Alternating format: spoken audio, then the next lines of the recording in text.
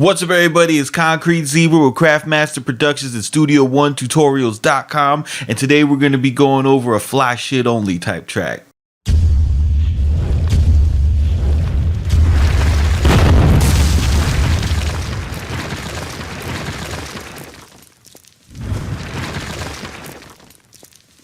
What's good, fam? It's Concrete Zebra with Craftmaster Productions and Studio1Tutorials.com. Today we're going to be going over this fly shit only style beat.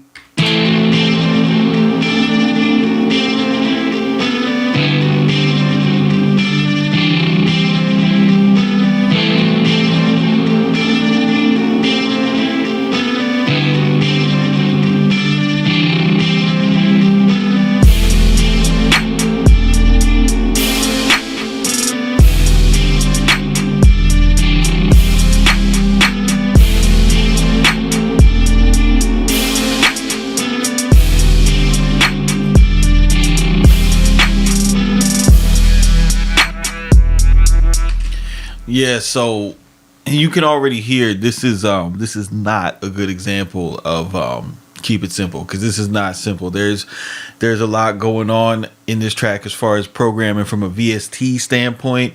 So we're gonna just ease on into it and start off with the drums. The first thing that you'll notice when you play the track is that it's a future style track. It's got a trap rhythm, but it's not got these big, long, sustained 808s.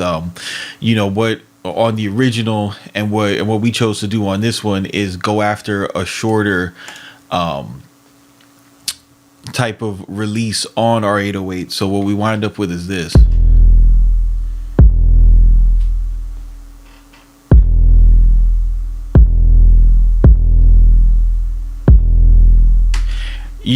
And this is good. Situations where you want to do this is where you're trying to make a track that's a lot more emotional, and you want to leave a lot of room for the vocalist, the rapper, the artist to be able to inject themselves into it. Like the thing about bass, when it's super overpowering, it really only leads you to get into one state of mind, which is instantly like either the turn up, or it could be conversely in the super sad, but it's like an extreme, one or the other. When you open up your bass like this and you do you do these short releases, it gives the artist a lot more space to be more expressive, which just makes the song better. So in order to achieve this effect, I got the good old Mafia Kick. I've been using that for a few tutorials now. I love this kit. Can't say enough about it. That's in the Trap Legends kit.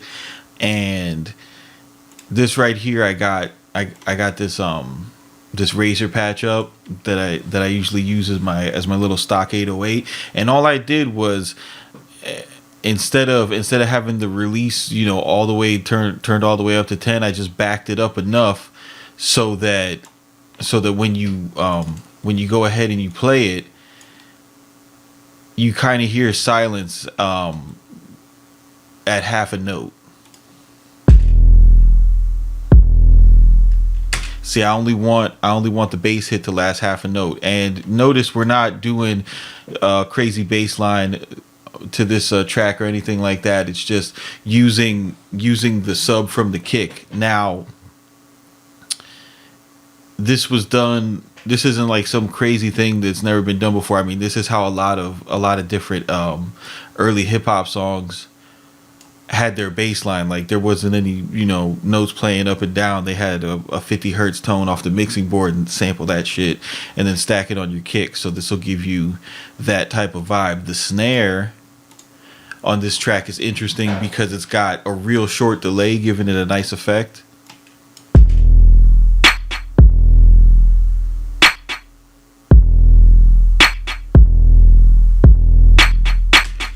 And see, that's a nice little straight pickup rhythm, which is good to have when you have such sparse kicks like this. The way that I achieve that effect is I've got I've got my ping pong delay bus, and I just set it to a single echo at an 8th note.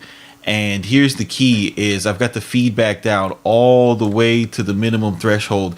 That way I only get one delay back. That way it's not like all the way up into the next snare. stacking frequencies into the mix that are eventually, you might not hear it in the beginning, but it's going to cause you a problem when you're trying to make it sound good at the end. The hi-hat, I ripped this hi-hat straight from their track, and it's it's obnoxious. You know, whoever made this beat went and made themselves an 8-bar hi-hat section, and really all it is the mindset is just they were picking eighth notes and then hitting that splice feature on Fruity Loops most likely, and then you can do that same thing just by changing the grid, going left clicking your note and selecting split it grid. So that's kind of how you come up with that. This is what it sounds like.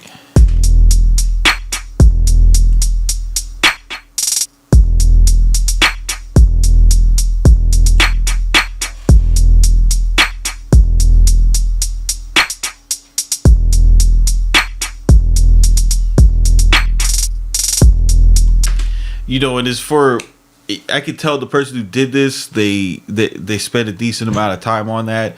And if you're doing a trap track, you might even though this is obnoxious, but I say that in a complimentary way, you might want to consider on some of your tracks taking this approach of really pushing yourself, and instead of just making the 2-bar loop and copying and pasting, or the 4-bar loop, try to go all the way through and see what type of rhythm you come up with. You might like what you find out. The next item was the crash cymbal.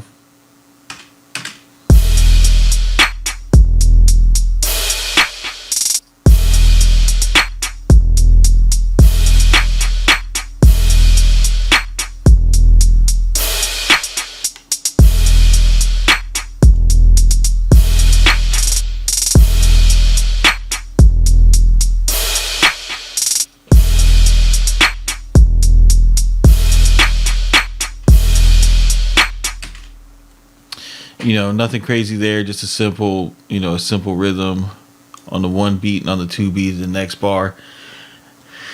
Now that we got the drums out of the way and we got the bottom end out of the way, the involved part in this beat is the guitar section. When you listen to the original and you really pay close attention, you'll hear that there's an arpeggio going on. Then there's a slower like half note downbeat strumming that's going on, and then you've got someone playing chords as well that has a little delay. So in order to get this vibe, I went and I started with the chords, because if you're gonna do a chordal based thing with 2 arps on top, it's best just to get your chords out of the way. That way you can make sense harmonically of what's going on. And in order to find these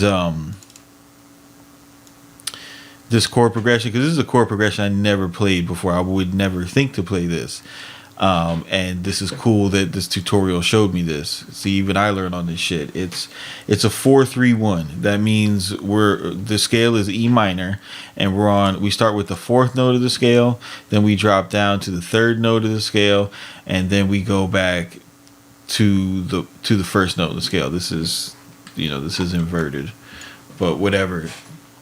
This is what you have.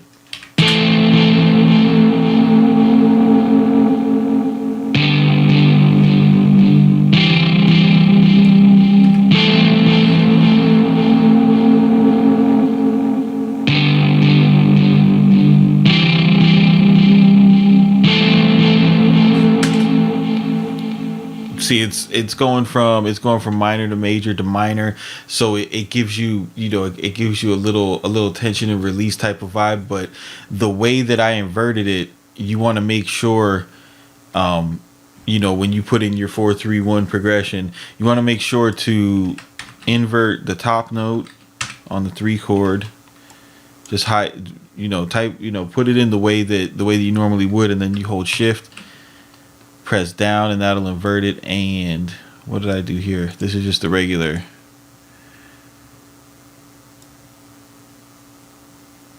Oh, you know what? My bad, y'all. This is a 4-3-6. That's right. That's right. This is a 4-3-6. This is supposed to be down here. And then I inverted it and brought it up here. Let me change that. All right. So again, this is a 4-3-6 progression. One more time.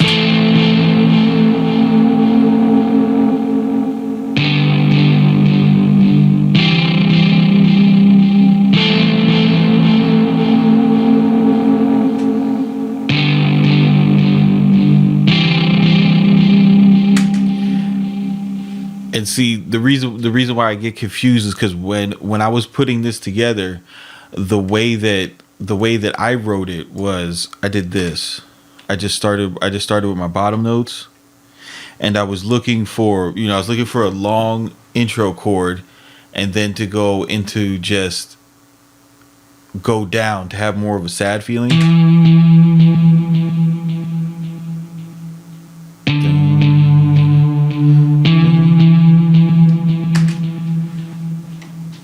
So once I had that vibe, it was just easier to fill out.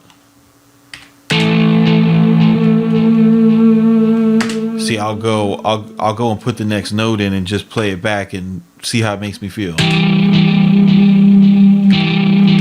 See, that's cool, but it was too vanilla. That's cool, but that's too much like a Quentin Tarantino movie. And then I had this.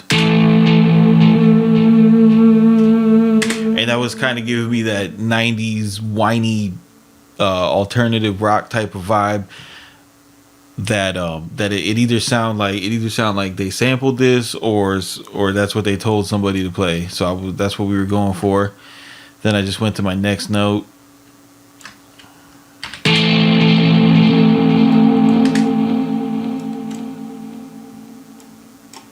So that's how I found that chord, and I made sure to slide these notes off the grid so it's strummed like a guitar.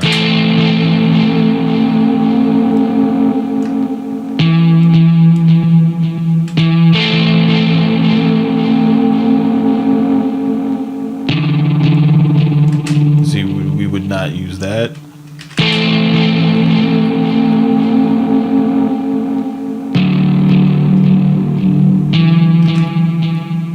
That's a little too gangster.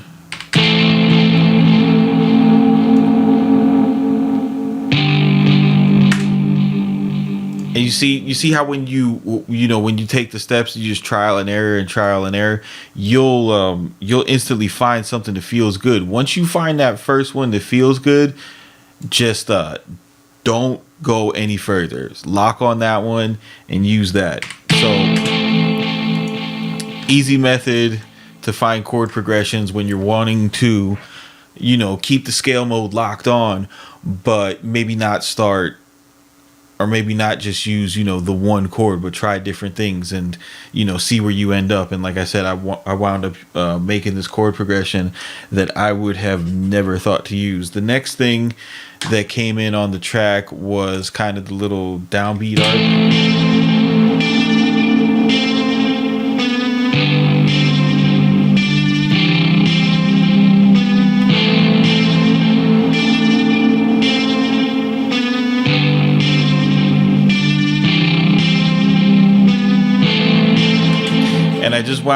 I just wound up writing this part and duplicating it over the other two chords. I didn't really follow along with the chord progression too much. I just knew I wanted to go up, down, down, up, down, down. That's how I heard it in my head, was dun dun dun dun dun. So I found the starting note that I liked. I liked this when I heard it.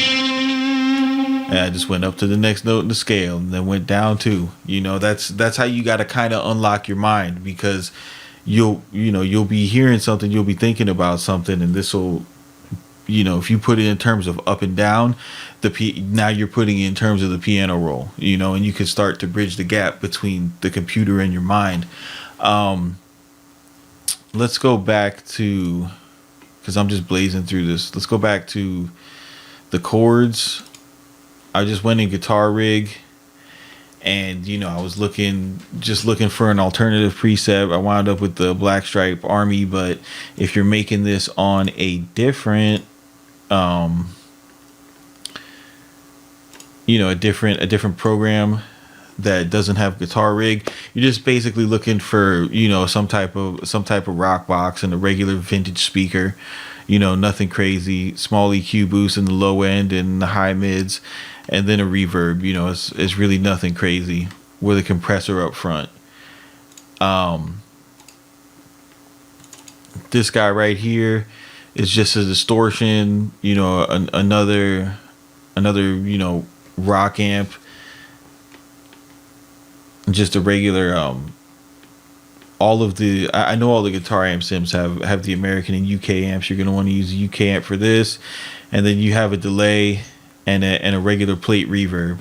Nothing too crazy on that, and they're not turned up that nuts. The next part that I had, because I had this and this sounds cool, and it sounds kind of close to what they got, but what was missing was I as I'm listening, I'm like listening really hard, and I hear this deep, it's in the background. It says 1 2 3 4 2 3 4 2. I'm like, oh shit, there's the boom. You got the trap guitar, and I don't know if you guys have been paying attention to the at least the Futures music and the new trap that's coming out. The guitar is really becoming like the obligatory piano arp. You know what I'm saying? Or what used to be the obligatory bell arp. Like, somebody figured out like, oh shit, arps sound good on guitars too, so let's write them.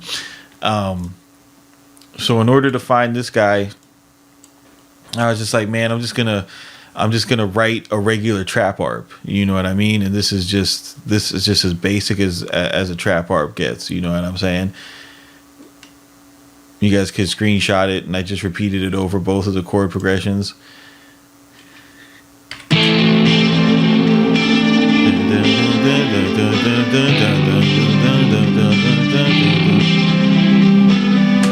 If that was a bell, that's the kind of shit you got to think of, because like you take an artist like Future, and the dude makes so much music, but I noticed like with his releases, the beat selection always changes. You know what I'm saying? So like the camp that he has around him, they're constantly pushed to create their to do something different with their creativity because of the pace that he moves at, right? But you could think whatever you want about his Future as a rapper. The stuff doesn't really sound the same, even though it's similar producers. And these guys like 808 Mafia, Metro, and Zay and all them, like they're at the forefront, of the genre as far as the sounds that they pick. You know what I'm saying? And a lot of the rhythms that they use.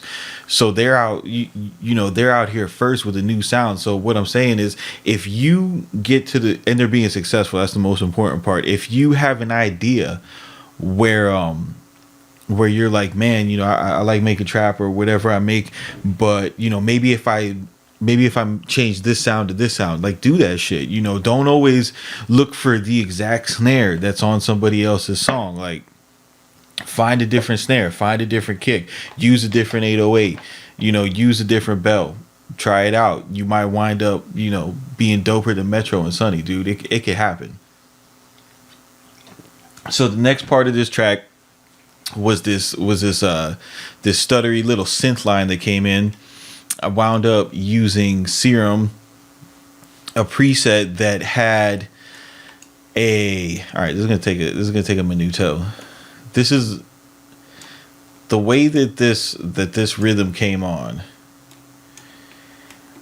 It sounds like it's somebody programmed it with an LFO to make this type of stutter on the cutoff.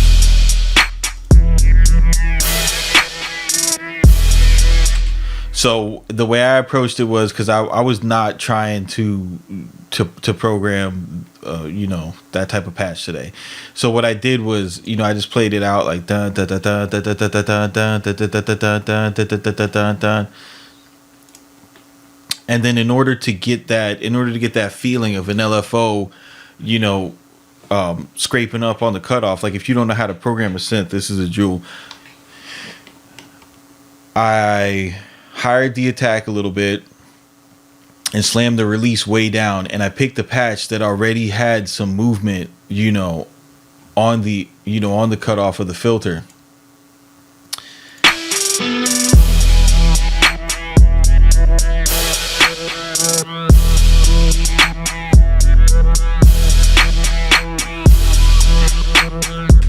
So between the modulation in the patch, this is what I was looking for. It was the modulation more than the sound. Between the modulation and the patch, and then the way that I designed the envelope, there's a movement in this synth. And because we're writing a synth line where the notes aren't changing, if you're going to keep someone listening to it, like for somebody to say that it's not whack as shit, you need to have variation, right? So if you're playing, this is a good thing to know, if you're playing the same note over and over, then you need to create variation in the actual synth patch, in the way that the filters are moving, in the way the reverb is moving, something. So that was the whole point of drawing the envelope like this and finding something that already had an LFO. And now when you hear it, it's interesting.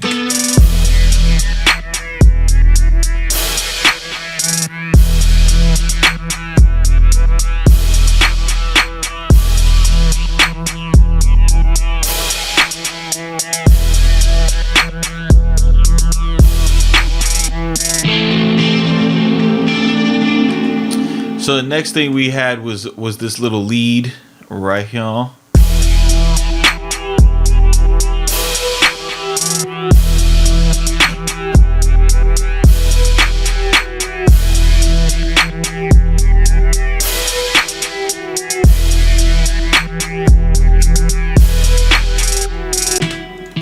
And all I really did was go up and down the scale, nothing crazy here. The patch was an Omnisphere patch. The original sounded like they had some type of flute lead, so I used, when you're trying to find something real quick, it's good to have synths that have good browsers. Which is, again, I say this every time I use this in a tutorial. Omnisphere has the dopest browser. You just put what you want in, and it's like, oh, you want something that sounds like a flute? Look at what I have for you, sir. So, I went down like 5 presets, found something. I was like, all right, this is straight. This works.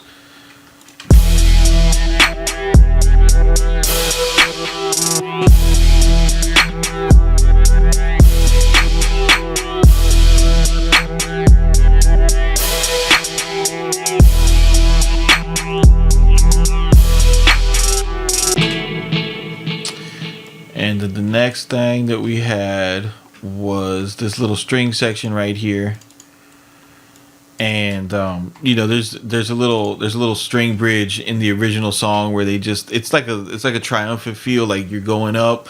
So I just did these are octave, it's the same notes up here as it is down here, we just played them in octaves, and I just did a little walk up and then a slower one to give it that kind of like, that kind of positive feel.